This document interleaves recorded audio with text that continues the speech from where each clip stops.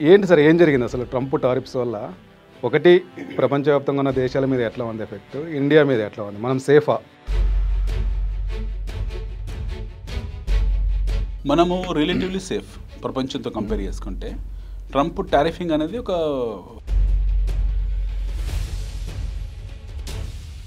ఎవరైనా సరే మా దేశాన్ని ఎగుమతి చేసేవాళ్ళు మా దేశంలో సంస్థలు పెట్టుకోవాలి లేదా టారిఫ్లు భరించాలని చెప్పి ఆయన మమ్మల్ని చూసి ప్రపంచం అంతా భయపడతారు, గడగడలాడిపోతారు. సరే ఒకవేళ వాళ్ళు టారిఫింగ్ పెట్టినా సరే వరల్డ్ హెస్ బికమ్ వన్. ప్రపంచం అందరూ ఒక సైడ్కి వచ్చేసి దే స్టార్టెడ్ టార్గెటింగ్ యుఎస్.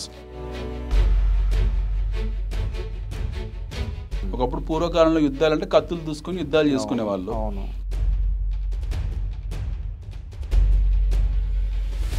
పిజ్జాలు బర్గర్లు తినడం మానేస్తారు, కాస్ట్లీ ఐటమ్స్. సినిమా హాల్లోకి వెళ్ళి సినిమా చూడడం మానేస్తారు.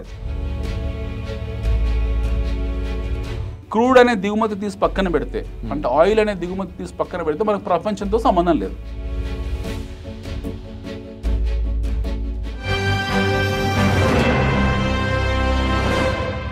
Hello, welcome to 3TV. ఈరోజు మనతో పాటు స్టూడియోలో అనిల్ కుమార్ వరగంటి గారు. Sir welcome to 3TV. Sir నమస్తే సార్. అనిల్ గారు 3TVలో ఇన్వెస్ట్మెంట్ గురించి ఒకటి, రెండోది జియో పాలిటిక్స్, మిగతా హైదరాబాద్ హిస్టరీ గురించి మాట్లాడుతున్నారు. ఈరోజు ముఖ్యంగా ట్రంప్ టారిఫ్స్ మొత్తం మార్కెట్లన్నీ కూడా బ్లీడ్ అవుతున్నాయి. ఏంటి సార్ ఏం జరిగింది అసలు ట్రంప్ టారిఫ్స్ వల్ల? ఒకటి, ప్రపంచవ్యాప్తంగా ఉన్న దేశాల మీద ఎట్లా ఉంది ఎఫెక్ట్, ఇండియా మీద ఎట్లా ఉంది, మనం సేఫా? మనము రిలేటివ్లీ సేఫ్ ప్రపంచంతో కంపేర్ చేసుకుంటే. ట్రంప్ టారిఫింగ్ అనేది ఒక ఆయన మొదట్లో అన్నాడు, ఆయన రెసిప్రోకల్ ట్రాఫిక్ పెడతాను. రెసిప్రోకల్ ట్రాఫిక్ అంటే టారిఫ్ అని అంటే మీరు 20% టారిఫ్ పెడితే నేను 20% టారిఫ్ పెడతాను. టారిఫింగ్ సిస్టమ్ అనేది మనకేం కొత్త కాదు. ఫ్రమ్ ది బిగినింగ్ టారిఫింగ్ సిస్టమ్ ఉంటుంది. టారిఫింగ్ సిస్టమ్ ఎందుకు ఉంటుంది అన్న దానికి రకరకాల కాంపోనెంట్స్ ఉన్నాయి. Why tariff is been fixed some x rate అనే దానికి ఎన్నో కాంపోనెంట్స్ ఉంటాయి. Cost of production, crude, transportation cost, logistics cost, infrastructure cost, raw material cost, labour cost, ఇవన్నీ inflation adjusted. So profitability perspective పక్కన పెట్టినా సరే టారిఫ్ డైరెక్ట్లీ దాని relatively is been directly impacted by the other cost. ఇది basic tariff కాంపోనెంట్లో ఉండే ingredients. So కొంతమంది ఏం చేస్తారంటే ప్రొడక్ట్ డిమాండ్ని బట్టి కూడా టారిఫింగ్ పెంచుకుంటూ పోతారు. సపోజ్ లైఫ్ సేవింగ్ డ్రగ్స్ ఉన్నాయి. లైఫ్ సేవింగ్ డ్రగ్స్ అనేది నిత్యావసర వస్తువు కిందనే కౌంట్ అది. సో దాని మీద టారిఫ్ పెంచుతారు. కొన్ని వచ్చేసి ఇండిస్పెన్సిబుల్ ఐటమ్స్ ఉంటాయి. సో ఫర్ ఎగ్జాంపుల్ మనకు జనరల్గా వెహికల్స్లో ఉన్నాయి. వెహికల్స్ ఉన్నాయి. వాటి ఆ వెహికల్స్లో కొన్ని ఎమర్జెన్సీ కాంపోనెంట్స్ ఉంటాయి, లైక్ షాక్ అబ్జర్బ్స్. అందరూ మ్యానుఫ్యాక్చర్ చేయలేరు. చిప్స్ ఉన్నాయి. మన మొబైల్లో వాడే మనం సిమ్ కార్డ్స్ ఉన్నాయి. 2-3 కంపెనీస్, జెమ్ ప్లస్, స్క్లంబర్ జెల్ ఇలాంటి కంపెనీస్ తయారు చేస్తారు.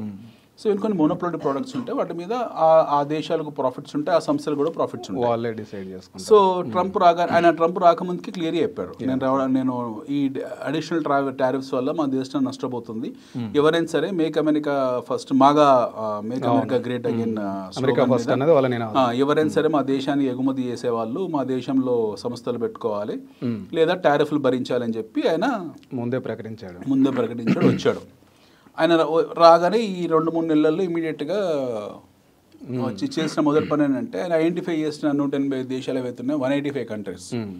అంటే అసలు అమెరికాకి ఎలాంటి వస్తువులు ఎగుమతి చేయని దేశాలతో నుంచి మొదలు పెడితే అమెరికా పూర్తిగా ఆధారపడ్డ చైనా వరకు కూడా అన్ని దేశాలని రెసిప్రోకల్ టారిఫింగ్ అని చెప్పేసి ఆయన టారిఫింగ్ చేశారు. ఇప్పుడు ఈ టారిఫ్ భారం ఏతుందో అంటే ఎగుమతి దేశాల మీద భారం పడుతుంది ఖచ్చితంగా. పడ్డప్పుడు ఆ దేశాలు ఏం చేస్తారు, రిటాలియేట్ టారిఫ్స్ చేశారు. రిటాలియేటరీ టారిఫ్ ఇది ట్రంప్ బేసికలీ ఊహించలేదు. మేము మమ్మల్ని చూసి ప్రపంచం అంతా భయపడతారు, గడగడలాడిపోతారు. సరే ఒకవేళ వాళ్ళు టారిఫింగ్ పెట్టినా సరే నేను పెట్టే రెసిప్రోకల్ టారిఫింగ్ మీద 5%, 10% ఇస్తే క్షమించేద్దాము, మేమందరం కూడా అగ్రరాజ్యం అది, మేమంటే మా దగ్గర అన్ని అన్వాయుధాలు ఉన్నాయి, మేమంటే భయం అన్న ఉద్దేశం మీద has taken entire world for granted. But ఈ వరల్డ్ ప్రపంచం అంతా ఏం చేశారు, వరల్డ్ హెస్ బికమ్ వన్. ప్రపంచం అందరూ ఒక సైడ్కి వచ్చేసి they started targeting US in terms of retaliatory tariffs వాళ్ళు మొదలు పెట్టారు. సడన్ గా చైనా వచ్చి 30%, అంటే చైనా దిక్సూచిగా మారింది, విజిల్ బ్లో చేశారు. వాళ్ళు 30% రిటాలియేటరీ టారిఫ్ పెట్టేప్పటికి ఏమైందంటే అమెరికా తలగుతం అయిపోయింది. సో ట్రంప్ టారిఫ్ ప్రకటించిన రోజే మనకు యుఎస్ మార్కెట్స్ బ్లీడ్ అవ్వడం మొదలుపెట్టాయి. రిటాలిటరీ టారిఫ్స్ పెట్టిన తర్వాత అమెరికన్ మార్కెట్స్ చాలా దారుణమైన పరిస్థితికి వచ్చేసి దే లాస్ట్ ఈ వారం రోజుల్లో they lost about 12 to 13% market capitalization కోల్పోయారు. At the same time around $12 trillion వాళ్ళ నష్టం జరిగింది, ఇన్వెస్టర్స్కు నష్టం జరిగింది. ఇది అమెరికా పర్స్పెక్టివ్లో. ఎట్ ది సేమ్ టైం ప్రపంచవ్యాప్తంగా కూడా ఏం జరిగిందంటే ఇది ఆర్థిక మాంద్యానికి దారితీస్తుంది టారిఫ్ వార్. అవును, ప్రపంచంలో ప్రతి 100 సంవత్సరాలకు ఒక రకమైన యుద్ధం ఏర్పడుతుంది. ఒకప్పుడు పూర్వకాలంలో యుద్ధాలంటే కత్తులు దూసుకుని యుద్ధాలు చేసుకునే వాళ్ళు. దాని తర్వాత డైరెక్ట్గా న్యూక్లియర్ వెపన్స్ వేసుకున్నారు, బాంబులు వేసుకుని యుద్ధాలు చేశారు. దాని తర్వాత మీకు కవలరీ ద్వారా యుద్ధాలు చేయడం మొదలుపెట్టారు. దాని తర్వాత బయోటెక్నాలజీ వార్స్ వచ్చాయి, తర్వాత న్యూక్లియర్ వార్స్ వచ్చాయి. దాని తర్వాత మీకు బయాలజికల్ వార్స్, కరోనా లాంటి వార్స్ వచ్చాయి. టారిఫ్ వార్స్ వస్తున్నాయి. ప్రతి 5 దశాబ్దాలకు 50 సంవత్సరాలకు 60 సంవత్సరాలకు మీకు యుద్ధ రీతులు మారుతూ ఉంటాయి, యుద్ధ పద్ధతులు మారుతూ ఉంటాయి. సో ఇది గెరిల్లా వార్ లాంటిది. ఇప్పుడు జరుగుతుంది ఏంటంటే స్పేడ్ వార్. అవును. సో ట్రంప్ కత్తి దూశాడు, వాళ్ళు కత్తి దూశారు, మిగతా దేశాలు కూడా. మనం తటస్థంగా ఉన్నాం. మనం ఎందుకు తటస్థంగా ఉన్న విషయం మనం మళ్ళీ చర్చిద్దాం చర్చల భాగంగా. బట్ ఇక్కడ వరకు వచ్చే వరకు ఏమైందనంటే రెసిప్రోకల్ టారిఫ్స్ మీద రిటాలిటరీ టారిఫ్స్ ఏవైతే ఉన్నాయో అవి ఇంకెక్కువ ఉన్నాయి. సో ఇది పూర్తి స్థాయిగా టారిఫ్ యుద్ధం, పన్నుల మీద పన్నులు విధించుకుంటూ పోతే అక్కడ వినియోగదారులు ఎవరైతే ఉంటారో వాళ్ళు పూర్తి స్థాయిగా ఇన్ఫ్లేషన్లో పడిపోతారు. అంటే అవి కొరలేని పరిస్థితికి వస్తారు. మన మామూలు విషయాలు చెప్పాలంటే ఒక కోడిగుడ్డు ఇప్పుడు ₹5 ఉందంటే ₹10 అవుతుంది. సో దాని ద్వారా ఏంటంటే స్టాగ్ఫ్లేషన్ ఏర్పడుతుంది. స్టాగ్ఫ్లేషన్ అంటాం. ఎకనామిక్ గ్రోత్ అనేది ఉండదు, ఎకనామిక్ గ్రోత్ స్టాగ్నేట్ అవుతుంది. At the same time inflation పెరుగుతుంది. దీన్ని మనం ఎకనామిక్స్ పరిభాషలో స్టాగ్ఫ్లేషన్ అంటాం. మనం స్టాగ్ఫ్లేషన్ అంటే గ్రోత్ ఆగిపోయి ఇన్ఫ్లేషన్ పెరిగినప్పుడు ఏమవుతుందంటే గ్రోత్ అక్కడే ఉంటుంది, బట్ ఇన్ఫ్లేషన్ పెరగడం, ద్రవ్యోల్బణం పెరగడం వల్ల ధరలు పెరుగుతాయి. ఇది పూర్తి స్థాయిగా డిమాండ్ సప్లై ఈక్విలిబ్రియాన్ని దెబ్బతీస్తుంది. అంటే డిమాండ్ ఉన్న వస్తువులు డిమాండ్ పడిపోతాయి, సప్లై చైన్ పెరుగుతుంది, సప్లై చైన్ మెకానిజం పెరుగుతుంది, ఉంటుంది, ఆల్రెడీ ఎగ్జిస్ట్ అయి ఉంటుంది, బట్ మీకు బయ్యర్ ఉండడు. సో తద్వారా ఏమవుతుంది, మీకు ఎకనామిక్ స్లో డౌన్ వస్తుంది. ఈ ఎకనామిక్ స్లో డౌన్ ని మనము ఆర్థిక మాంద్యం అనుకుందాం. అంటే వినియోగదారుడు లేడు, కొనుగోలుదారుడు లేడు, బట్ వస్తువు ఉంది, వస్తువు ఉత్పత్తి ఉంది, కానీ దాన్ని వినియోగించాల్సిన కొనేవాళ్ళు ఎందుకంటే డబ్బులు లేవు. సో అప్పుడు ఏం చేస్తారు, నిత్యావసర వస్తువులు మాత్రమే కొంటారు. వాళ్ళకి ఏదైతే ఎమర్జెన్సీ అనుకుంటారో బేసిక్ స్టేబుల్ ఫుడ్, అప్పుడు పిజ్జాలు బర్గర్లు తినడం మానేస్తారు, కాస్ట్లీ ఐటమ్స్, సినిమా హాల్లోకి వెళ్ళి సినిమా చూడడం మానేస్తారు, పబ్లిక్ ట్రాన్స్పోర్టేషన్ ప్రిఫర్ చేస్తారు, లగ్జరీ బట్టలు వేసుకోరు, ఇంట్లో కూడా అన్ని లైట్లు బంద్ చేస్తారు. అవసరం ఉన్న చోటే మనం ఇలాంటివి అనుభవించాం. ఒకప్పుడు అవసరం ఉన్న గదిలోనే లైట్ వేసుకుంటారు, టీవీలు కూడా కట్టేసి ఉంటారు. సో ఎలక్ట్రిసిటీ పొదుపు చేయడము, వాటర్ పొదుపు చేయడము, బట్టలు పొదుపు చేసుకోవడము, ఒకే చొక్క 4 రోజులు వేసుకోవడం, ఇలాంటి ప్రిమిటివ్ కండిషన్ లో వెళ్తారు. బేసిక్ మాంద్యం వెళ్తున్నాం అంటారా? ఇప్పుడు ఇంకొక I'm coming to that. So ఇది బేసిక్ మాంద్యం ఉన్న దాని సైన్స్ అనమాట. సో ఎప్పుడైతే మీకు ఈ బయింగ్ యాక్టివిటీ తగ్గిపోతుందో ఆటోమేటిక్గా సెల్లింగ్ యాక్టివిటీ కూడా స్తంభించిపోతే తద్వారా మీకు ఉత్పత్తి వ్యవస్థ ఆగిపోతుంది. ఈ స్టాగ్ఫ్లేషన్ అంటే ఇదే. సో ఆర్థిక మాంద్యంలోకి మనం వెళ్ళిపోతున్నామేమో అన్న భయాందోళనలకి ఏం చేశారంటే మనం అందరం క్యాష్లోకి వచ్చేయాలని చెప్పి రీటైల్ ఇన్వెస్టర్స్, అమెరికన్ చరిత్రలో మొదటిసారి రీటైల్ ఇన్వెస్టర్స్ అంటే మీలాంటి నాలాంటి రీటైల్ ఇన్వెస్టర్స్ అమ్మకాలు తెగబడ్డారు. డొమెస్టిక్ ఇన్వెస్టర్స్ అంటే డొమెస్టిక్ ఇన్స్టిట్యూషనల్ ఇన్వెస్టర్స్ ఉంటారు. అంటే డొమెస్టిక్ ఇన్స్టిట్యూషనల్ ఇన్వెస్టర్ అంటే అక్కడ ఉన్న మ్యూచువల్ ఫండ్ కంపెనీస్ కానివ్వండి, ఇన్సూరెన్స్ కంపెనీస్ కానివ్వండి, బ్యాంకులు కానివ్వండి, ఎవరైతే మదుపు చేశారో పెద్ద పెద్ద సంస్థల్లో, ఎన్విడాలో, టెస్లాలో, ఇలాంటి యాపిల్ ఇలాంటి కంపెనీస్లో వీళ్ళందరూ విత్డ్రా చేసుకున్నారు. దీనికి తోడు ఫారెన్ ఇన్స్టిట్యూషనల్ ఇన్వెస్టర్స్, విదేశీ పెట్టుబడిదారులు, వాళ్ళు అమ్మారు.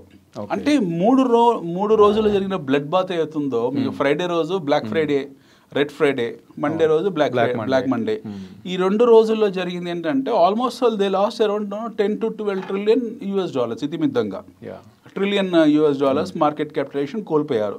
అంటే డైరెక్ట్ గా ఎవరు నష్టపోయారంటే రీటైల్ ఇన్వెస్టర్స్, ఎవరైతే మ్యూచువల్ ఫండ్. అమెరికాలో 60-70% మీకు ప్రజల డబ్బు మార్కెట్లో ఎక్స్పోజరే ఉంటుంది. మన దేశంలో మనకు సామాన్య ప్రజలకు అవగాహన ఉండదు, వాళ్ళకి ఇంట్రెస్ట్ ఉండదు తెలుసుకోవడానికి. మార్కెట్ పడిందంట, ఇదేదో జూదశాల, ఇదేదో పర్ణశాల అని ఇట్లా మాట్లాడతారు తప్పిస్తే బేసికలీ ఏంటనేది అవగాహన మనకు ఉండదు. We are blessed that way. But అది ఎట్లా ఇంపాక్ట్ అవుద్ది మనిషి మీద అనేది మళ్ళీ చర్చిద్దాము. But when it comes to basically మార్కెట్లో ఏం జరిగింది, ఇప్పుడు సడన్గా మ్యూచువల్ ఫండ్ కంపెనీస్లో అంటే మదుపు చేసిన వాళ్ళ ఎన్ఏవిస్ సడన్గా పడిపోవడము, వాళ్ళు ఇన్వెస్ట్ చేసిన వాల్యూస్ పడిపోవడం, దీని ద్వారా it has gone to almost 6-7 years వెనక్కి వెళ్ళిపోయింది. అంటే అమెరికన్ వ్యవస్థ ఇంత మూలధనాన్ని కోల్పోవడం అని అంటే కరోనా కాలంలోకి వెళ్ళిపోయారు. They went back to corona. అంటే ఈ 4 ఏళ్లలో వాళ్ళు సాధించిన ప్రగతి మొత్తం నలిఫై అయిపోయింది. అంటే ట్రంప్ ఆయన మొదటి విడత అధ్యక్షుడిగా ఉన్నప్పుడు, రెండో విడత అధ్యక్షుడిగా ఉన్నప్పుడు, ఈ మధ్యలో జరిగిన ఈ 4.5 years గ్యాప్ అవుతుందో అది మొత్తం జీరో అయిపోయింది, న్యూట్రలైజ్ అయిపోయింది. అది న్యూట్రలైజ్ ఎలా అయిందంటే ఆయన తీసుకున్న చర్యల ద్వారా. Now coming back to the other countries, ఇతర దేశాల మీద ఎలా ఇంపాక్ట్ అవుతుంటే సేమ్ ఫార్ములా మళ్ళీ వీళ్ళు కూడా అప్లై అవుతుంది. అంతేగా. అమెరికా ఎప్పుడైతే దిగుమతి చేసుకోవడం ఆపేస్తుందో, ఎగుమతి చేసే దేశాలైనటువంటి చైనా వీళ్ళు టారిఫ్ పెంచారు, వీళ్ళు ఎగుమతి ఆగిపోతుంది.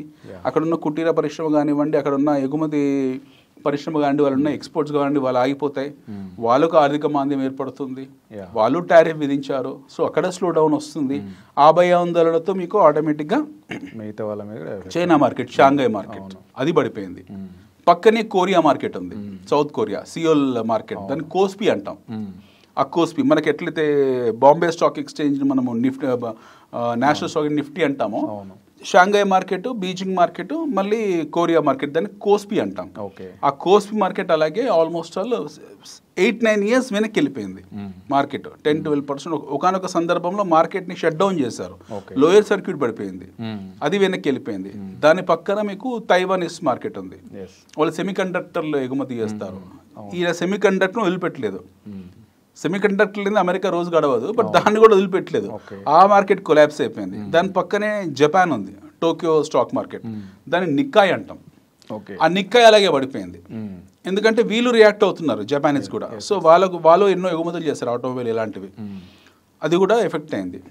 నెక్స్ట్ మీకు వచ్చే సింగపూర్ మార్కెట్, ఇది పడిపోయింది. నెక్స్ట్ అన్నిటికంటే ముఖ్యంగా పడింది ఏంటంటే హాంకాంగ్ మార్కెట్. సో ఈ హాంకాంగ్ మార్కెట్ ఆల్మోస్ట్ 17 years వెనక్కి వెళ్ళిపోయింది, 17 సంవత్సరాలు వెనక్కి వెళ్ళిపోయింది. ఇప్పుడు తటస్థంగా ఉండాలా, తటస్థంగా ఉండకూడదా, రిటాలియేట్ చేయకూడదా అనే పొజిషన్లో భారతదేశం లేదు. ఎందుకంటే మనకు ఆల్రెడీ గతంలో మన ప్రధానమంత్రి వెళ్ళి ఆయనతో ఒప్పందం చేసుకొని వచ్చాం మనం అమెరికాతో. కొన్ని ఒప్పందాలు ఉన్నాయి, ద్వైపాక్షిక సంబంధాల్లో భాగంగా కొన్ని ఒప్పందాలు ఉన్నాయి. ఈ డిసెంబర్లో, బహుశా November-December వాటి తాలూకు ఫ్రూట్స్ మనం చూస్తాము. సో మనం సైలెంట్గా ఉన్నాం. When it comes to China వచ్చేసి అమెరికాకు ఆల్మోస్ట్ $550 to $600 billion ఎగుమతి చేస్తుంది. మనం వచ్చి అమెరికాకి చేసేది ఆల్మోస్ట్ $50-55 billion. అంటే మనకన్నా ఆల్మోస్ట్ 9 times ఎక్కువ చేస్తుంది చైనా, 900% ఎక్కువ చేస్తుంది. సో చైనా డైరెక్ట్ ఎక్కువ ఇంపాక్ట్ అవుతుంది.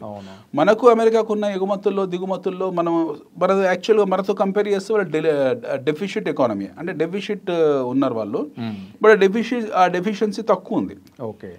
When it comes to deficiency between China and US is big, చాలా లార్జ్ అనమాట. ఆ డెఫిషియన్సీ, హ్యూజ్ డెఫిషియన్సీ. చైనా ఎక్కువ ఎగుమతులు చేస్తుంది, అమెరికా తక్కువ ఎగుమతులు చేస్తుంది. But when it comes to India and America net మనది 50-50 ఉంటుంది, వాళ్ళది 40-50 ఉంటుంది. సో మనకు పెద్ద ఎఫెక్ట్ ఉండదు అమెరికా. సో వాళ్ళు మనం స్పేర్ చేసి క్షమించేసి 26% వదిలేశారు. ఆ రంగాల మీద కొంచెం కొద్దిగా దుష్ప్రభావం ఉంటుంది, స్పెషల్ ఆటోమొబైల్ తర్వాత మనం పంపించే బ్యాటరీస్ మీద ఉంటుంది. దాని తర్వాత ఒక మాట అన్నారు ఆయన, he said that I will look into even pharmaceuticals also అని. That shows his immaturity. That is what is immaturity all about. So life saving drugs కూడా నేను టారిఫ్ చేస్తాను అనడం ఏదైతుందో అది దట్ ఈస్ అమెచ్యూర్. అంటే కంప్లీట్ ప్యూరలిస్టిక్గా, ఒక ఈగోయిస్టిక్గా వెళ్ళిన నిర్ణయాలు అనమాట ఇవన్నీ కూడా. ఆయన పక్కనున్న వాళ్ళు ఎవరైతే ఉన్నారో, ఎస్పెషల్లీ అందులో మన భారత సంతతి వివేక రామస్వామి ఇలాంటి వాళ్ళు ఎవరైతే ఉన్నారో, వీళ్ళు ఇచ్చిన ఈ ఐడియాస్ అన్ని కూడా బ్యాక్ ఫైర్ అయ్యాయి. Now he cannot go back, he cannot no pull back. ఇప్పుడు ఆయన ఒక త్రిశంకు స్వర్గంలో ఉండిపోయారు వాళ్ళు. దీన్ని ఇప్పుడు రిటాలిటరీ టారిఫ్స్ ఏవైతున్నాయో వీళ్ళు వెనక్కి వెళ్ళరు. ఎస్పెషల్లీ అమెరికాకు క్లోజ్ అలైస్ అయిన దేశాలు ఏవైతే ఉన్నాయో అవి వాళ్ళు వెనక్కి వెళ్ళరు. ఇప్పుడు రష్యా, ఎస్పెషల్లీ ఇది స్ట్రాంగ్ ఎకానమీ లైక్ జర్మనీ వాళ్ళని 1950s 1960s చాలా గోల్డెన్, అంటే వాళ్ళు బాగా విపరీతంగా సంపాదించారు.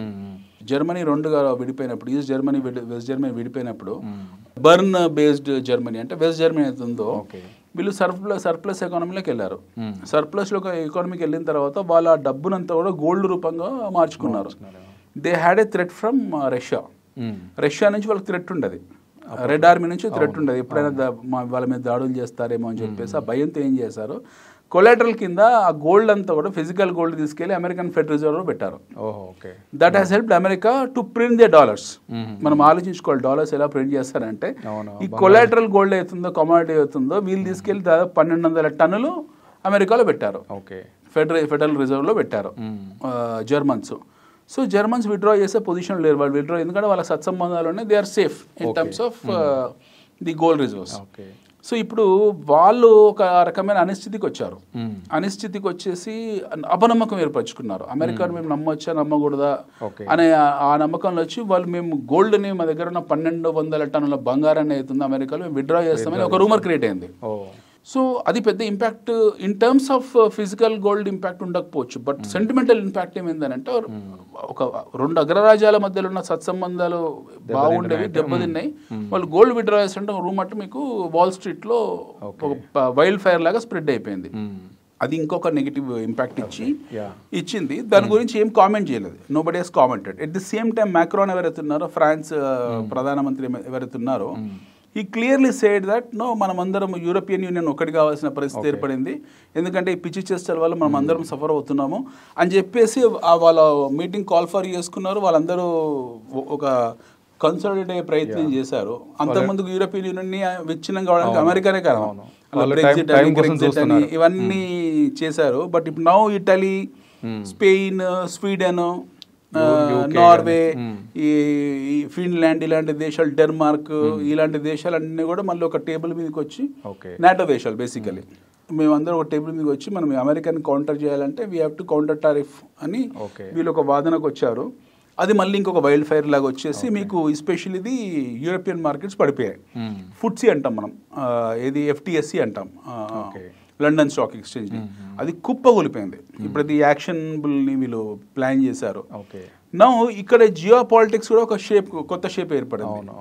మనకు ఒకప్పుడు 2 ప్రపంచ దేశాలు ఉండేవి అగ్రరాజ్యాలు, first world countries, second world countries. అమెరికాతో క్యాపిటలిస్టిక్ కంట్రీస్తో ఉండే అన్ని కూడా ఫస్ట్ వరల్డ్ కంట్రీస్ అనేవాళ్ళము.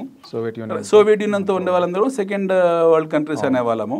సోవియట్ యూనియన్ ఇచ్చిన తర్వాత ఒకటి రష్యానే ఉంది. సో రష్యా స్టాండర్డ్ అనే దేశం కింద చూసారు తప్పిస్తే సెకండ్ వరల్డ్ కంట్రీ అనేది లేదు. థర్డ్ వరల్డ్ కంట్రీస్ అయినప్పటికీ నాన్ ఐలాండ్ కంట్రీస్, ఎవరితో మనలాంటి దేశాలు, అందరితో స్నేహ సంబంధాలు ఉంటాయి బట్ ఎవరి వర్గం కాకుండా నాన్ ఐలాండ్ గా ఉండే మనలాంటి దేశాలు. Yes, we are called as third world countries. Third world countries అంటే పేద దేశాలని కాదు. థర్డ్ వరల్డ్ కంట్రీస్ అలైన్ కాలేదు. So third world countries are not the poor countries. Third world countries happen to be the countries which are not aligned with anybody. So 3 దేశాలు ఏవైతే ఉన్నాయో, ఈ తటస్థ దేశాలు ఏవైతే ఉన్నాయో ఇవన్నీ తటస్థంగా ఉన్నాయి. బట్ ప్రైమరీగా మనకుండే మొదటి దేశాలు first world countries, second world countries అన్ని విచ్ఛిన్నమైపోయాయి. రష్యా సపోర్ట్ చేసిన కంట్రీస్, వెనిజులా ఎట్లాగో లేదు, ఎనీ విచ్ వేస్, క్యూబా లేదు, వీళ్ళెవరు లేరు. చైనా ఇన్ స్టాండర్డ్ కంట్రీ అయిపోయింది. సో మిగిలిన మనలాంటి దేశాలు థర్డ్ వరల్డ్ కంట్రీస్ ఏవైతే ఉన్నాయో ది నాన్ ఐలాండ్ కంట్రీస్ మనం రిటాలియేట్ చేయలేదు, మనం రియాక్ట్ కాలేదు. ఎందుకంటే especially India is not retaliated for a simple reason that we have something which is been discussed and which is kept in the carpet. ఇది కబోర్డ్లో పెట్టారు మన వాళ్ళు చర్చని, దీన్ని ముందుకు తీసుకెళ్లే ప్రయత్నం చేయలేదు. We have not reacted. So అందువల్ల మన మార్కెట్స్ పెద్ద ఎఫెక్ట్ కాలేదు. మన మార్కెట్స్ అయింది కూడా ఒక 3.5-4% ఏదో రియాక్ట్ అయింది. ఈ రోజు డేట్ ఎంతంటే April 8th, 2025 we have pulled back. నిన్న నష్టాలని దాదాపు 50% ఈ రోజు రికవరీ చేసాం మనం. Whatever we lost yesterday we have recovered almost 50-60% in terms of market capitalisation.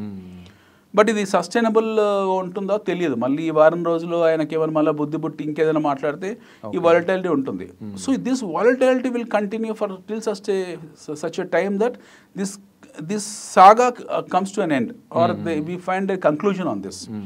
ఇది కంక్లూడ్ కావడానికి ఎంత టైం పడుతుందో దీనికి ఇది మధ్యంగా ఒక టైం ఫ్రేమ్ అని చెప్పలేము. సో నెక్స్ట్ ఈయన 4 సంవత్సరాలు ట్రంప్ అధికారంలో ఉండే వచ్చే 4 సంవత్సరాలు కూడా అంటే ఇంకొక 3.5 years 3 years 8 months అవుతుందో this will be like this.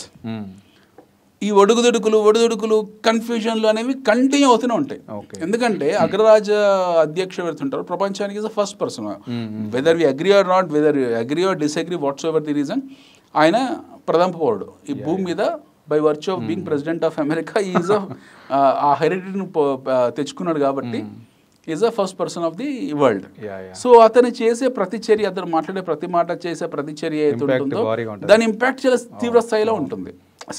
మొన్న రాత్రి టారిఫ్లు పెట్టేసి తర్వాత మన ఇండియా మార్కెట్స్ పడ్డా కూడా మన ఫార్మా కంపెనీస్ అన్ని కూడా చాలా స్టేబుల్గా ఉన్నాయి. Okay. బట్ అదే రోజు నైట్ ఏం చేశాడు, I will look into pharma అన్నాడు. టక్కున తెల్లారి Indian pharma companies almost 3 to 4% market capitalization కోల్పోయింది. So which means whatever he speaks that will have directly impact on the particular industry.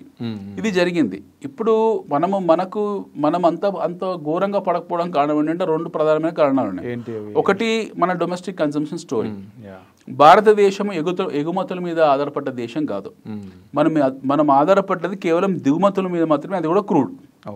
Crude అనే దిగుమతి తీసి పక్కన పెడితే, అంటే ఆయిల్ అనే దిగుమతి తీసి పక్కన పెడితే మనకు ప్రపంచంతో సంబంధం లేదు.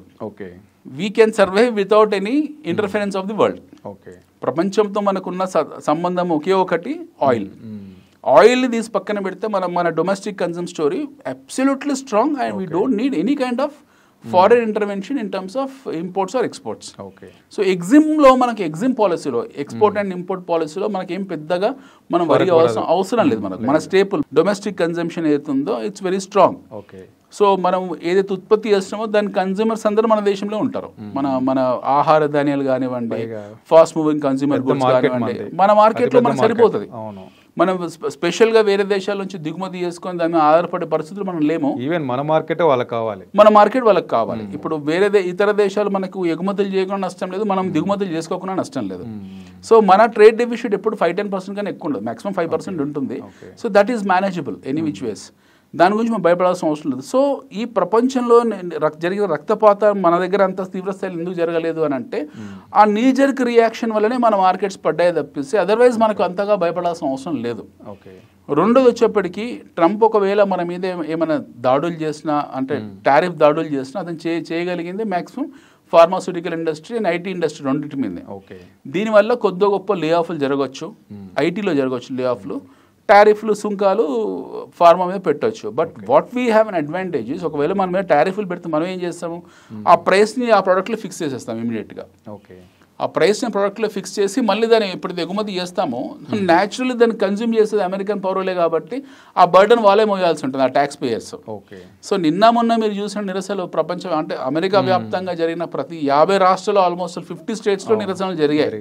మొదటిసారి అమెరికన్ హిస్టరీలో ఒక ప్రెసిడెంట్ వచ్చిన 4-5 నెలల్లో ఆ స్థాయి నిరసన అనేది అమెరికన్ చరిత్రలో మొదటిసారి. అబ్రహం లింకన్ టైం నుంచి మొదలు పెడితే ఈ రోజు డొనాల్డ్ ట్రంప్ టైం వరకు కూడా ఈ 300 సంవత్సరాల అమెరికన్ హిస్టరీలో వాళ్ళ కాన్స్టిట్యూషన్లో ఎప్పుడు కూడా ఈ ఒక అధ్యక్షుడి మీద ఈ స్థాయి వ్యతిరేకత, ఈ స్థాయి తిరుగుబాటు జరగలేదు. ప్రజలు రోడ్డు మీకు వచ్చాడు. హీ హాస్ గాన్, అంటే he has gone ahead and started what you call withdrawing his funds even from private schools, even from the public transportation. Trump ఏ స్థాయిలో అంటే హార్వర్డ్ యూనివర్సిటీ ఉందండి ఫర్ ఎగ్జాంపుల్. హార్వర్డ్ యూనివర్సిటీ అవుతుందో that itself functions like entity. వాళ్ళకి Harvard ఎలిమి అవుతుందో వాళ్ళది almost $50 billion economy వాళ్ళది, ఆ హార్వర్డ్ యూనివర్సిటీది. మీలాంటి నాలంటి చదువుకొని వచ్చిన తర్వాత మనం ఇచ్చిన డబ్బులు కొన్ని లక్షల కోట్ల రూపాయలు అది ఒక పెద్ద ఫండ్ లాగా తయారైంది. వాళ్ళు జీతాలు వీటికి చేస్తారు. కొన్ని దేశాల ఆర్థిక వ్యవస్థ కన్నా కూడా హార్వర్డ్ యూనివర్సిటీ ఇండిపెండెంట్ ఆ ఎంటిటీకి ఉన్న నిధులు అంత ఎక్కువ అనమాట. $50 బిలియన్ నిధులు మామూలు విషయం కాదు అది. సో హార్వర్డ్ యూనివర్సిటీకి almost 8-9 billions government of US federal every year పంపు చేస్తుంది.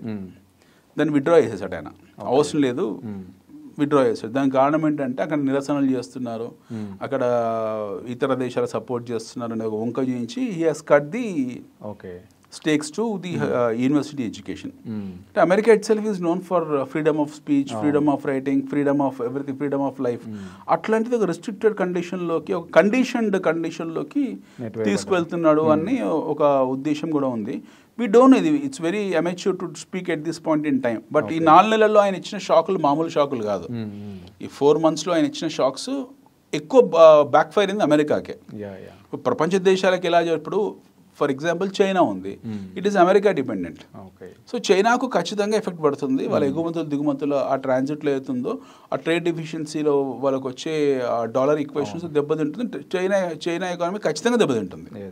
తైవాన్ డెఫినెట్లీ వాళ్ళ సెమీకండక్టర్ ఇండస్ట్రీ చాలా తీవ్ర స్థాయిలో ఎఫెక్ట్ అవుతుంది ఇన్ టర్మ్స్ ఆఫ్ టారిఫింగ్లో. And at the same time emerging markets మనం మాట్లాడుకునే బ్రెజిల్ కానివ్వండి, రష్యా కానివ్వండి, రష్యాకు వాళ్ళకి ఏం సత్సంబంధాలు లేవు, ఇండిజీనియస్గానే వాళ్ళు ఇండిపెండెంట్గా బ్రతుకుతున్నారు వాళ్ళు. But Argentina, Brazil, South America, European దేశాలు ఏవైతే ఉన్నాయో వాళ్ళకు తీవ్రస్థాయి ఎఫెక్ట్ ఉంటుంది. But when it comes to India we are indispensable. Yes, we are not, వాళ్ళతో మనకేమీ సంబంధాలు లేవు. అంటే వాణిజ్యపరమైన డెఫిషియన్సీ వచ్చినా, వాణిజ్యపరమైన ఆంక్షలు ఉన్నా సరే మనం భయపడాల్సిన అవసరం లేదు. మనకున్న ప్రధానమైన సమస్య ఇందాక అనుకున్నట్టు చమురు మాత్రమే. చమురు మనం దిగుమతి చేసుకుంటున్నాం. అండ్ మనం కూడా ఇంకోటి అంటే చమురు ప్రపంచంలో వన్ ఆఫ్ ద లార్జెస్ట్ ఎగుమతిదారులం చమురుకు. చాలా మంది అనుకుంటారు భారతదేశంలో చమురు ఉత్పత్తులు మరి ఎలా ఎగుమతి చేస్తున్నారని. మనం ఇరాన్ నుంచి, రష్యా నుంచి కొనుక్కొని అమెరికా సప్లై చేస్తాం. So we made money, we are making money even from exports. America వాళ్ళు కూర్చున్న కొమ్మను వాళ్ళు కూడా కొన్ని సందర్భాలు, చాలా సందర్భాలు నరుక్కున్నారు. ఎస్పెషల్లీ రష్యా మీద ఆంక్షలు విధించడం, ఇరాన్ మీద ఆంక్షలు విధించడము. బట్ వాళ్ళకి ఆయిల్ కావాలి, ఇరాన్ ఆయిల్ కావాలి, రష్యా ఆయిల్ కావాలి. సో దానికి ఆ వయా రూట్ ఏతుందో మనకున్న బయలాటరల్ రిలేషన్షిప్స్ ద్వారా మనం ఏం చేస్తున్నాము, రష్యా నుంచి ఆయిల్ కొనుక్కొని ఇక్కడ నుంచి బైపాస్ చేసి వీళ్ళకి పంపిస్తున్నాము. We're sending it to America and we're importing from Russia, Iran and sending it to America. So దీనికి ఏమైనా ఎఫెక్ట్ పడవచ్చు మేము భవిష్యత్తులో. ఇది ఎట్లా మూవ్ అవుతాం మనకు తెలియదు. But at the same as of no standstill situation ఉంది. మనకు మన డాలర్ ఎర్నింగ్స్ బాగానే ఉన్నాయి ఇందులో, ఈ ట్రాన్సిట్లో. లేకపోతే మనం ఇంత స్ట్రాంగ్గా ఉండేవాళ్ళం కాదు. It is very difficult for 150 కోట్ల జనాలను భరించి తీసుకెళ్ళకపోతే మనకున్న మన సామర్థ్యానికి సరిపోదు. సో ఈ డబ్బులు మనకు కావాల్సిందే, రకరకాల పద్ధతుల ద్వారా ఈ డబ్బులు కావాల్సింది. నిన్న ఈరోజు ₹2 పెంచారు వీటి మీద, డీజిల్ మీద, పెట్రోల్ మీద. ఇవి చేయాల్సిందే. These are required. yes we have to do it. ప్రభుత్వం చేయాల్సిందే. ధరలు పెరిగే అవకాశం ఉంటుంది, పెరగాలి, పెంచితే. ఇప్పుడు చమురు చాలా మంది అనుకుంటారు 10 ఏళ్ల క్రితం చమురు $100 ఉన్నప్పుడు పెట్రోల్ $40 ఉంది, ఈ రోజు $60 ఉంది, కానీ పెట్రోల్ $100 ఉంది. ఈ ఈక్వేషన్ అంటే ఏం రావట్లేదని. బట్ 10 ఏళ్ల క్రితం మనము we're what you call deficit economy మనది. We're sitting on current account deficit, CAD అంటాం దాన్ని. We call it as CAD, current account deficit. అంటే ఆల్మోస్ట్ మనం బ్యాంక్రప్ట్ పొజిషన్లో ఉన్నాం. ఇది సామాన్య ప్రజలకు అర్థం కాదు. సో ఎప్పుడైతే ఈ బెనిఫిట్ ప్రభుత్వం తీసుకున్నదో మన రిజర్వ్స్ చాలా స్ట్రాంగ్గా ఉన్నాయి. సో మన క్రెడిట్ రేటింగ్ కూడా పెరిగింది. ఆ క్రెడిట్ రేటింగ్ పెరగడం వల్ల మన ఫారెన్ ఇన్స్టిట్యూషన్ ఇన్వెస్టర్స్ రావడము, మన దగ్గర సంస్థాగత పెట్టుబడులు పెట్టడం ఇవన్నీ జరిగాయి. సో మనం ఎప్పుడైతే క్యాష్ రిజర్వ్స్లో ఉంటామో, క్యాష్ రిజర్వ్స్లో ఉన్నంత కాలం మనకు వచ్చిన ప్రాబ్లం లేదు. క్యాష్ రిజర్వ్స్ ఎప్పుడైతే పడిపోతాయో then we get into something called as CAD, current account deficit. So ఆ కరెంట్ అకౌంట్ డెఫిసిట్ని జయించడానికి ప్రభుత్వం నానా తంటాలు పడి ఈ రోజు ఈ స్థాయికి తీసుకొచ్చింది. ఈ 10 ఏళ్ల మన ప్రయాణంలో మనం ఈ రోజు క్షేమంగా నిక్షేపంగా ఉండి ప్రపంచంలో జరుగుతున్న ఉత్పాదాలకు రియాక్ట్ కావట్లేదు. ఎందుకు అంటే కారణం ఇది. సో మన డొమెస్టిక్ కన్జంప్షన్ స్టోరీకి వచ్చిన నష్టం లేదు. అమెరికా వాడు ఎన్ని విధించుకున్నా, ఏం చేసుకున్నా, అది వాళ్ళ సాగు మనకు సంబంధం లేదు. అది when it comes to India we are very strong. మనకు కొన్ని పాలసీ పెరాలసిస్ ఉన్నాయి. లాస్ట్ టైం చర్చించుకున్నట్టు కొన్ని short term capital gains, long term capital gains మీద వీటి మీద నిర్ణయాలు తీసుకొని కొంచెం ప్రజలకు అనుకూలంగా మారుస్తే, అంటే మన బహుళజాతి సంస్థల కోసం కాకుండా సరే మన రీటైల్ ఇన్వెస్టర్స్ కోసం కొంచెం మనం వాళ్ళని సాగ్రిగేట్ చేసి లోకల్ డొమెస్టిక్ ఇన్వెస్టర్స్కు ఫేవర్గా నిర్ణయాలు తీసుకుంటే you see this market do magics. So మనం ఏం భయపడాల్సిన అవసరం లేదు. బహుశా ఈ మన గత కాలపు లాస్ట్ ఇయర్ మనకున్న మార్కెట్ పీక్స్ తొందరగా చూడకపోవచ్చు. It might take some time. ఇంకొద్ది కాలం ఎక్కువ, ఇదివరకు అనుకున్న దానికన్నా ఇంకో 6 నెలలు, సంవత్సరం ఎక్కువ కాలం పడుతుంది. బట్ మళ్ళీ మనం న్యూ హైస్ చూస్తాం, మార్కెట్లో ఆల్ టైమ్ హైస్ చూస్తాం. బట్ ఈ టారిఫ్ వార్ వల్ల మనం ఏమైనా ఎకనామిక్ క్రైసిస్ వైపు వెళ్తుందా? మనమేం వెళ్ళాం. ఎందుకంటే ఇదంతా ఇంటర్ కనెక్టెడ్ కదా. మనం ఇందాక అనుకున్నాం కదా, టారిఫ్ వార్ వల్ల ఎకనామిక్ క్రైసిస్ లో ఆల్రెడీ అమెరికా ఒకరి మీద డిపెండ్ అయి ఉంటాం మనం. ఇప్పుడు రష్యా నుంచి ఆయిల్ కానీ, ఇరాన్ నుంచి ఆయిల్ కానీ, ఇట్లాంటివి కూడా కొన్ని ఎఫెక్ట్ అయ్యాయి. ఇప్పుడు మొత్తం యూరోప్ ఈస్ గెటింగ్ కన్సాలిడేటెడ్. రేపు పొద్దున మళ్ళీ ఇందాక మనం ఒక మాట అనుకున్నాము, సెకండ్ వరల్డ్ వార్ కంట్రీస్ పతనం అయిపోయాయి.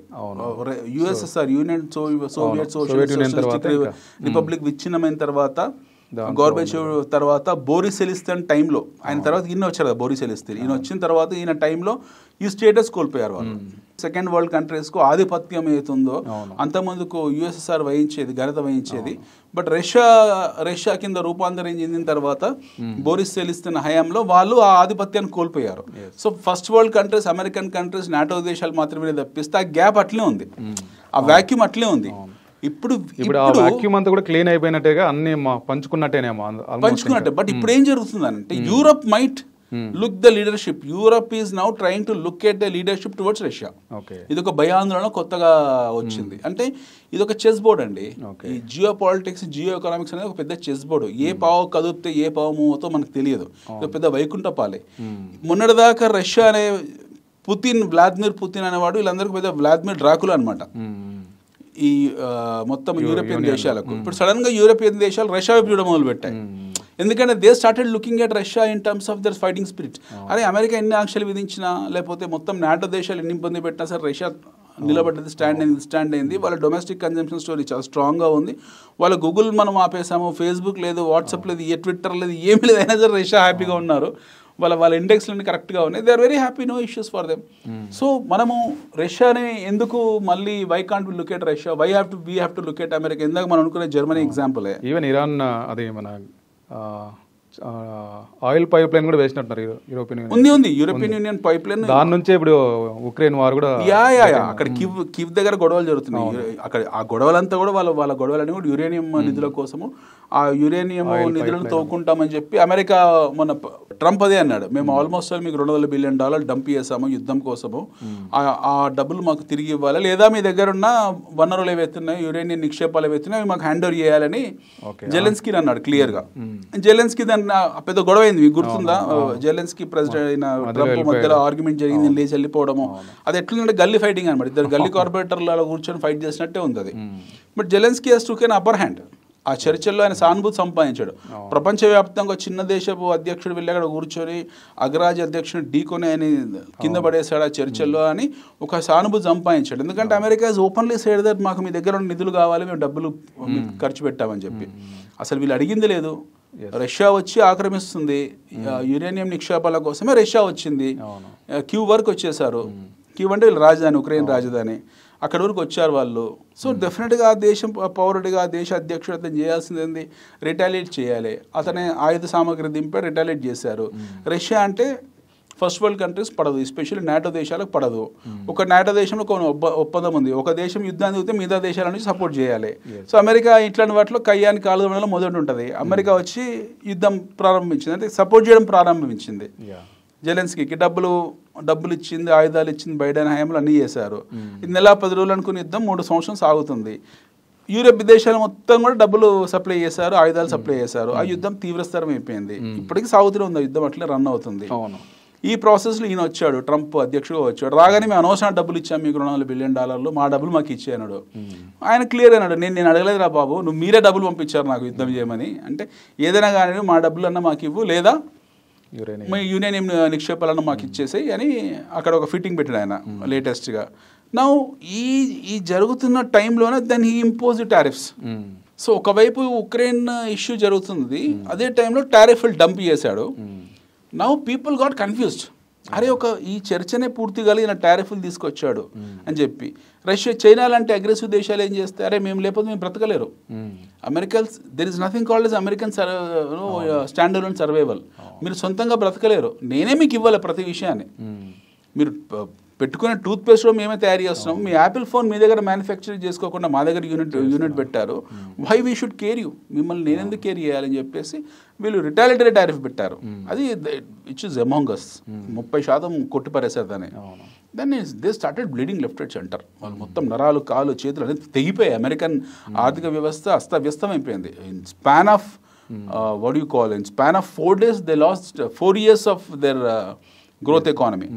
4 సంవత్సరాలు వాళ్ళు సాధించిన ప్రగతిని 4 రోజుల్లో కోల్పోయారు వాళ్ళు. $12 trillion లాస్ అనేది మామూలు కాదు. ఎస్పెషల్లీ ఆయన ఆప్తమిత్రుడు ఎలన్ మస్క్ కంపెనీస్ అయితే దారుణంగా బ్లీడ్ అవుతున్నాయి. సో ఇది ఎలా ఉంటుంది, దుష్పరిణామాలు ఎలా ఉంటాయి వచ్చే 2 సంవత్సరాలు, 3.5 సంవత్సరాలు అంటే ట్రంప్ని బట్టి ఉంటుంది. ఆయన ప్రవర్తన ఎలా ఉంటుందని మనం కొత్తగా తెలుసుకోవాల్సింది ఏమీ లేదు. ఆయన గురించి మనకు తెలుసు, ఆయన ఎప్పుడు ఎట్లా ప్రవర్తిస్తాడో, ఎవరి జోలికి వెళ్తాడో, ఎలా ఉంటాడో. మొదటి ఎన్నికల ట్రంప్కు, రెండో ఎన్నికల ట్రంప్కు చాలా తేడా ఉంది. అప్పటికిప్పటికీ ఆయన దాదాపు మీకు 10 సంవత్సరాలు, 6-7 సంవత్సరాల వయసు ఏజ్ గ్యాప్ వచ్చింది. ఈగో ఫ్యాక్టర్స్, చాలా వ్యక్తిగత ఈగో ఫ్యాక్టర్స్ ఉంటాయి. అండ్ ఎడ్జ్లో గెలిచి బయటకు వచ్చాడు ఆయన. కమలా హ్యారిస్ గెలవాల్సిందానే ఆయన పోటీపడి కింద మీద పడి ఏదో గెలిచాడు. మీడియా కావచ్చు, లేకపోతే artificial intelligence, especially Elon Musk తయారు చేసిన కొన్ని బాట్స్ ద్వారా, టూల్ కిట్స్ ద్వారా వాళ్ళు ఒక రకమైన మెస్మరిస్టిక్ చెరిష్మా క్రియేట్ చేసి some of the other they able to establish the government and establishment చేసుకున్నారు. ఇప్పుడు ఏంటంటే దాన్ని నిలబెట్టుకునే ఛాలెంజ్లో వాళ్ళు ఓడిపోతున్నారు. ఈ 4 నెలల్లో ట్రంప్ వ్యక్తిగతంగా ఓడిపోయాడు, అలా అనుమానంగా లేదు. ఏ అధ్యక్షుడైనా సరే ఆయన ప్రధానమంత్రి అయిన తర్వాత, అధ్యక్షుడు ప్రధానమంత్రి ఏదో ఒకటి అయిన తర్వాత మంచి అయిపోయినా సరే చెడు చేయకూడదు. ఎందుకు ఇంత అగ్రెసివ్గా వెళ్తున్నారు ఆయన? యాటిట్యూడ్ ఏమీ లేదు. ఇప్పుడు అంటే వాళ్ళ మార్కెట్ అలా ఉందా? ట్రంప్ 30 సంవత్సరాల క్రితం 30 సంవత్సరాల క్రితం వీడియోస్ కొన్ని చూడండి. ఇప్పుడు కాదు, లాంగ్ బ్యాకే ఒక నేషనలిస్టిక్ అబ్స్ట్రాక్ట్ నేషనలిజం గురించి మాట్లాడదాం మనం కాసేపు. It is not about nationalism, it is abstract nationalism, అర్థంగా నేషనలిజం అయినది. ప్రపంచ దేశాలన్నీ అమెరికా మీద ఆధారపడి బ్రతుకుతున్నాయి. ప్రతి ఒక్కడు వచ్చి అమెరికాలో ఫ్రీగా తినేస్తున్నాడు, ప్రతి ఒక్కడు వచ్చి అమెరికాలో ఆధారపడిపోతున్నాడు. నిజానికి రివర్స్ కరెక్ట్ ఏమో. అది reverse correct, actually reverse correct. కాకపోతే ఆయన ఒక వ్యాపారవేత్తగా లేకపోతే ఒక ఇందాక అనుకున్న అబ్స్ట్రాక్ట్ నేషనలిస్ట్గా ఆయన దృష్టికోణంలో ఏంటంటే అందరూ మమ్మల్ని పీక్కొని తింటున్నారు, అందరూ మా దేశమే లబ్ధి పొందుతున్నారు, ప్రతి ఒక్కరు వచ్చి మా దేశాన్ని వాడేసుకుంటున్నారు, ప్రతి ఒక్కరు మమ్మల్ని ఉపయోగించుకుంటున్నారు అనే థాట్ ప్రాసెస్లో 30-35 ఏళ్ళ క్రితం అన్నాడు. 30-35 years back he was talking like this. So ఆయన అధ్యక్షుడైన తర్వాత అవకాశం దొరికింది ప్రపంచం మీద పగ తీర్చుకోవడానికి, లేకపోతే అమెరికాకు వెళ్ళి ఉద్యోగం చేసుకున్న వాళ్ళ మీద బలవంతంగా తోసి కాళ్ళకు సంఖ్యలేసి బయటికి తోస్తున్నాడంటే it shows his no mind set. ఇప్పుడు అక్కడ ఉన్న మిగతా దేశ ప్రజలని మామూలుగా పంపించారు, వెళ్ళిపోంటారు అంటే వెళ్ళిపోతారు వాళ్ళు. అట్లా కాకుండా సంఖ్యలేసి బలవంతంగా ఒక మెసేజ్ ఇస్తూ పంపడం అనేది it shows is what you call is vengeance, is vindictive attitude towards people are residing in America who has contribute extremely great to their economy. వాళ్ళ ఎకానమీకి అందరు కాంట్రిబ్యూట్ చేశారు. వాళ్ళ ఎకానమీకి despite contributing so much to the economy but still is finding and identifying those people and kicking them out. ఇప్పుడు నిన్న ఎవరో చెప్పారు, అమెరికాలో ఉన్న తెలుగు వాళ్ళు చాలా మంది డ్రంక్ అండ్ డ్రైవ్లో దొరికిపోయిన వాళ్ళు ఉన్నారట 1-2 years బ్యాక్. వాళ్ళ కేసులన్నీ వెతికి వాళ్ళని బట్టి కూడా తోసేస్తున్నారు బయటికి. They want a reason to kick out those people. వాళ్ళందరినీ బయటికి పంపించాలంటే ఏదో ఒక కారణం కావాలి. ఎప్పుడు పాత డ్రంక్ అండ్ డ్రైవ్ కేసులు తీసుకొని వెతికి పట్టి ఐడెంటిఫై చేసి వాళ్ళందరినీ బయటికి పంపిస్తున్నారు. సో ఇలాంటి చర్యలు ఏవైతే ఉన్నాయో ఈ చర్యలన్నీ కూడా వాళ్ళకు బ్యాక్ ఫైర్ అవుతాయి, as a nation back fire అవుతుంది. ఆల్రెడీ నిన్న అంటే ఈ 3 రోజుల్లో జరిగిన బ్యాక్ ఫైర్ కానీ ఆ బ్లీడింగ్ వల్ల ఈయన ఏమైనా నేర్చుకునే అవకాశం ఉందా? ఏమేమి నేర్చుకోవడం. డిఓజీ అవుతుందో అదే డిపార్ట్మెంట్ ఆఫ్ గుడ్ గవర్నెన్స్ అవుతుందో వాళ్ళు ఆయన పెట్టుకుంది ట్రంప్ ద్వారా, వాళ్ళు ఏం నేర్చుకోరు. They will not learn. Trump I bet I'm sure మళ్ళీ మనం కూర్చొని 3 ఏళ్ళ తర్వాత ఇదే మాట్లాడుకుందాము, ఏం నేర్చుకోడు. He will ensure that America will ruin. ఇప్పుడు మొండివాడు రాజు కంటే బలవంతుడు అని అంటారు. మొండివాడు పైగా రాజు ఈయన పిచ్చోడు కూడా కదా. It the same time lunatic కూడా ఆయనకు పాథాలజికల్ డిజార్డర్స్ కూడా ఉన్నాయి ఆయనకి, క్లినికల్ డిజార్డర్ అది. అట్లాంటి ఆయన చేతిలో ఉంది ఇప్పుడు అమెరికా ఉంది. ఇప్పుడు అమెరికా ఒకవైపు బైడెన్ ఉండేవాడు, ఒకవైపు కమలా హ్యారిస్, ఒక సోషలిస్టిక్ భావజాలం, ఈయన nationalistic. So America is in a mess. ప్రతి దేశం కూడా 200-300 సంవత్సరాలకు కన్సాలిడేట్ అవుతుంది. Any country for 200-300 years it will go in a new shape. దానికి ఎవరో ఒకరు విజిల్ బ్లోయర్ ఉంటారు, ఎవరో ఒకరు టార్చ్ బేరర్ ఉంటారు. ఏ ప్రాంతం కానివ్వండి, ఏ దేశం కానివ్వండి, ఒక పీరియడ్లో అది ట్రాన్స్ఫార్మ్ కావాల్సిందే. ఆ ట్రాన్స్ఫార్మ్ అయ్యే పరిస్థితి ఎవరో ఒకరు తీసుకొస్తారు. ఒక టైంలో నిక్సన్ తీసుకొచ్చాడు, ఒక టైంలో కెనడీ తీసుకొచ్చాడు, ఒక టైంలో రొనాల్డ్ రీగన్ తీసుకొచ్చాడు, ఒక టైంలో చర్చిల్, ఇప్పుడు యూకేలో చర్చిల్ తీసుకొచ్చాడు చాలా మటుకు మార్పులు. ఇక్కడ ట్రంప్ తీసుకొస్తున్నాడు. ఈ తీసుకొచ్చే మార్పులు మంచిగా చెడా అనే విషయం దీర్ఘకాలికంగా మంచిగా చెడా పక్కన పెడితే తాత్కాలికంగా అయితే జనాలు బ్లీడ్ అవుతున్నారు కదా, తెలుస్తున్నాయి కూడా. Yes, you wanted to do good, nothing wrong in that. మీరు మీ ప్రజలకు మీ దేశానికి మంచి చేయాలనుకుంటున్నారు, అది దీర్ఘకాలికంగా మంచి చేయాలనుకున్నప్పుడు ఈ తాత్కాలికమైన పరిస్థితుల్ని విషపూరితం చేయకూడదు. What he has done is he has polluted the entire ecology and environmental system in the US economy, which they started bleeding. America లాంటి అగ్రరాజ్యం ఒకే రోజు ఒక చిత్తు కాయిదాలను చిరిగిపోయిందని అంటే దానికి 100% ఆయనే కారణం, ఇంకెవరు వేరే వాళ్ళ కారణం కాదు. ఈవెన్ అమెరికాలోనే ప్రొటెస్ట్లు చేస్తున్నారు అన్ని రాష్ట్రాలు, 50 రాష్ట్రాలు ప్రొటెస్ట్ జరుగుతుంది. దాని ఎఫెక్ట్ ఏమైనా ఉండబోతుందా సార్ ఈయన మీద? అంటే ఇప్పుడు వెనక్కి తగ్గడం, ఇంపీచ్మెంట్, అమెరికన్ ప్రెసిడెంట్ మీద ఇంత తొందరగా ఇంపీచ్మెంట్ అలాంటివి ఏం జరగవు. ఆయన ఉంటాడు, ఆయన వచ్చే 4 ఏళ్ళు ఆయన అధ్యక్షుడు ఉంటాడు, లేదా ఆయన సలహాదారులు మారుతారేమో, ఆయనకు సలహాలు ఇచ్చే వాళ్ళు మారుతారేమో, కొద్దిగా స్లో డౌన్ అవుతాడేమో, ఈ టారిఫ్స్ ని విత్డ్రా ఇందులో కొంచెం రిజర్వేషన్స్ ఇస్తాడేమో, లేదా దానికి మసిబూసి మారిక చేసాడేమో, మొత్తం మనకు తెలియదు. But he has created the mess across the globe. ఒక మెస్ క్రియేట్ చేశారు ఆయన. సో ఇప్పుడు ఈ మెస్ వల్ల ఏముందంటే మీకు ప్రతి సంస్థ, ప్రపంచంలో ప్రతి సంస్థ తాలూకు అర్నింగ్స్ ఏవైతే ఉంటాయో అవి ఒడిదుడుకులో గురవుతాయి, బట్ బ్యాలెన్స్ షీట్స్ దెబ్బతింటాయి. సో ఈ బ్యాలెన్స్ షీట్స్ దెబ్బతిని బ్యాలెన్స్ షీట్స్ని మళ్ళీ అడ్జస్ట్ అయిపోయి మళ్ళీ ఒక కొత్త బ్యాలెన్స్ షీట్గా తయారు కావడానికి కొంచెం టైం పడుతుంది మీకు. సో వచ్చే 3-4 క్వార్టర్స్లో ఒక షేప్ అనేది వస్తుంది.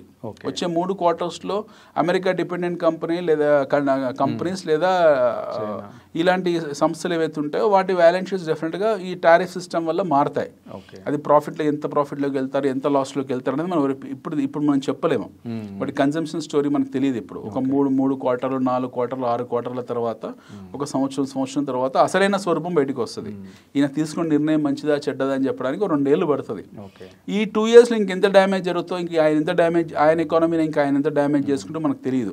ఎందుకంటే ఒక దేశం, ఆయన చెప్పింది ఏంటి, మా దేశంలో వచ్చి మీరు సంస్థలు పెట్టుకోండి, మీ సంస్థలు పెట్టుకోవడం ద్వారా మీరు అభివృద్ధి చెందుతారు, అంటే మేము అభివృద్ధి చెందుతాము, ప్లస్ మేము కొన్ని రిజర్వేషన్స్ ఇస్తామని చెప్పాడు. ఇట్స్ ఫైన్, బట్ ఇలా టర్మ్ 4 ఏళ్ళే. అవును, ఈ 4 ఏళ్లలో ఎవడెళ్తాడు, అక్కడ ఎవడు కంపెనీస్ పెడతాడు, ఎప్పుడు ఉపాధి కల్పించాలి, ఈలోగా దిగిపోయి వెళ్ళిపోతాడు, తర్వాత ఇంకొత్త ఆయన వస్తాడు, ఆయన ఏం నిర్ణయాలు తీసుకుంటూ తెలియదు. సో ఇదంతా పెద్ద కియాస్, పెద్ద మెస్ అనమాట. సో వెళ్తున్న రిజిమ్ని, వెళ్తున్న సిస్టమ్ని కొద్దిగా మార్చుకుంటూ వెళ్ళాలి తప్పిస్తే ఓవర్ నైట్ విప్లవాత్మక మార్పులు తీసుకొద్దామని ఒక ఉద్యమం చేశాడు, ప్రపంచం మీద ఒక యుద్ధం చేశాడు. ఇప్పుడు ఈయన చేస్తున్నది అమెరికా కోసం చేస్తున్నాడా, లేకపోతే ఈయన మస్క్ కోసం చేసుకుంటున్నారా? ఇదొక డౌట్ కూడా ఉంది. ఒక మస్క్ కోసం చేస్తుంటే, ఇప్పుడు వీళ్ళిద్దరు వ్యాపారస్తులే, మస్క్ కోసం చేస్తుంటే మస్క్ కంపెనీ అన్ని కూడా బాగుండేది. మస్క్ కూడా తెలియకపోవచ్చు, ఈవెన్ ఆయనకు కూడా తెలియదు ఆయన సంస్థలు ఇంత తీవ్రంగా నష్టపోతాయని చెప్పి ఆయన కక్కలేక మింగలేకున్నాడు ఆయన పరిస్థితి. So he lost about 35-40% of his market cap. Musk కూడా చాలా తీవ్ర స్థాయిలో నష్టపోయాడు. మరి ఆయన ఎట్లా హెడ్జ్ చేసుకుంటాడు, బిట్ కాయిన్లో హెడ్జ్ మొన్నదాకా bitcoin, Trump coin, Elon Musk Trump coin అని చెప్పి అదొక హడావిడి చేశారు. ఇదొక చాలా లోకల్ కామెడీ అయిపోయింది. అమెరికా లాంటి అగ్రరాజ్యము తన అస్తిత్వాన్ని, తన అగ్రరాజ్య స్టేటస్ని, అగ్రరాజ్య అస్తిత్వాన్ని కోల్పోవడానికి అన్ని సంకేతాలు పంపించేస్తుంది ట్రంప్ ద్వారా. So we can see America as a what you call big nation, probably may not see as a leader of the world. అది మనం చూడడం కష్టం ఇంకా ముందు. ఈ టారిఫ్స్ అంటే టారిఫ్ వార్స్ ముఖ్యంగా యాక్చువల్ వార్స్కి ఏమైనా కన్వర్ట్ అయ్యే అవకాశాలు ఉంటాయి? ఇప్పుడు చైనా లాంటి వాళ్ళు ఒప్పుకోరు ఇట్లాంటి వాటిని. యూరోపియన్ ఇదే వార్, ఇంతకన్నా పెద్ద యుద్ధం ఏముంటుంది? సో అందుకే యుద్ధానికి మూల స్వరూపాలు మారుతూ ఉంటాయి, యుద్ధ స్వరూపాలు మారుతూ ఉంటాయి. ఇంత మామూలుగా ప్రత్యక్ష యుద్ధం జరిగినా బాగుండేది. డైరెక్ట్ ఇప్పుడు కరోనా వచ్చింది సార్, కరోనా వచ్చినప్పుడు ఏం జరిగింది, మన మార్కెట్స్ కొలాప్స్ అయ్యాయి. కరోనా కూడా యుద్ధమే, బయాలజికల్ వార్ అది. ఆ యుద్ధంలో మనకు మార్కెట్స్ క్రాష్ అయ్యాయి, క్రాష్ అయ్యి 2 months 3 monthsలో రికవర్ అయిపోయాయి మళ్ళీ అన్నీ కూడా. బట్ 3-4 months నుంచి మార్కెట్స్ ఇక్కడ కరెక్షన్ వస్తున్నాయి. మనకు క్రాష్ అయింది. ఈ క్రాష్ కన్సల్టేట్ అవుతుందా, మళ్ళీ ఫర్దర్ క్రాష్ అవుతుందా అనేది మనకు తెలియదు, అది ఆయన నిర్ణయం మీద ఆధారపడి ఉంటుంది. So this Trump tariff system has damage the entire world economy more than COVID-19. దానికని ఎక్కువ డ్యామేజ్ చేస్తుంది. సో ముందు ఎలా ఉంటుందో తెలియదు. But when it comes to India we are safe. మన గురించి మాట్లాడాల్సిన అవసరం లేదు. మనం 100% సేఫ్ సిస్టంలో ఉన్నాము. మన domestic consumption story is very strong. మనం ఏం భయపడాల్సిన అవసరం లేదు. Okay sir, thank you so much. Thank you అండి.